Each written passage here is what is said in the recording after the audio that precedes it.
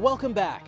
It's a deadly disease that doesn't exist yet, but it will cause 20 times more fatalities than COVID-19. That's the hypothetical posed by Disease X, which global leaders tackled at the World Economic Forum in Davos, Switzerland. According to the World Health Organization, Disease X represents the knowledge that a serious international epidemic could be caused by an unknown pathogen. Disease X was adopted by the WHO in 2018, well before the COVID pandemic. High-income countries were surprised because their investments in the last many decades was on high-tech technology, cutting-edge technology in tertiary services, even robotic surgery, but their investment in primary healthcare was not there. Even some countries couldn't do contact tracing. So to prepare countries, I think renewed commitment to strengthen primary health care is very important. The world was caught flat-footed. Dr. Amesh Adalja is a senior scholar at the Johns Hopkins Center for Health Security. Well, the whole idea of Disease X is about being proactive, thinking about what do you need to do to make a vaccine, what are the antiviral targets, what type of diagnostic tests do you need to have in place.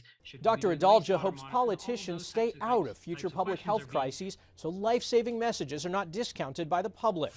Have a sore muscle or joint? It might actually be your fascia that's causing the trouble. It's a tissue paper thin layer that covers your muscles and joints, and doctors are now finding there's a lot more to it than previously thought. Dr. Malika Marshall has more.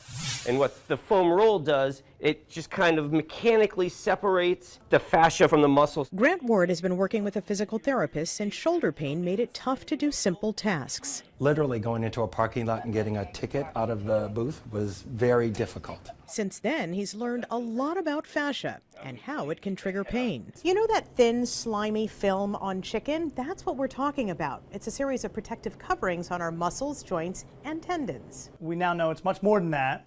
It composes a 3D structure for support, has nerve endings for feeling, and also can send out signals for pain.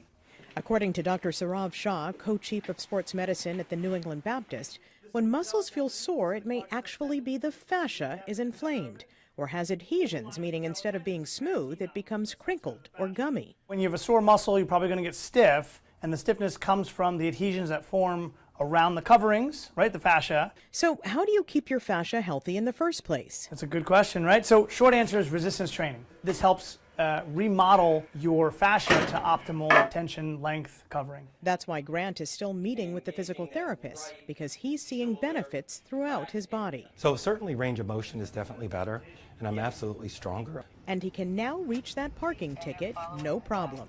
Dr. Malika Marshall, CBS News, Boston. A study used identical twins to examine the health benefits of a vegan diet. Danya Backus spoke to a pair of sisters to see how it went. Rosalind Morehouse and Carolyn Sadeko sacrificed their diets for research.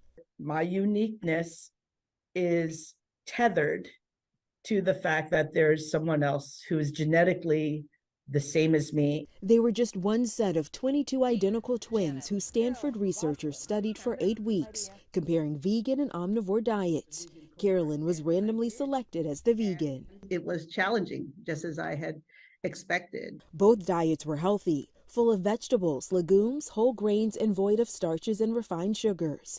The vegan diet had no animal products.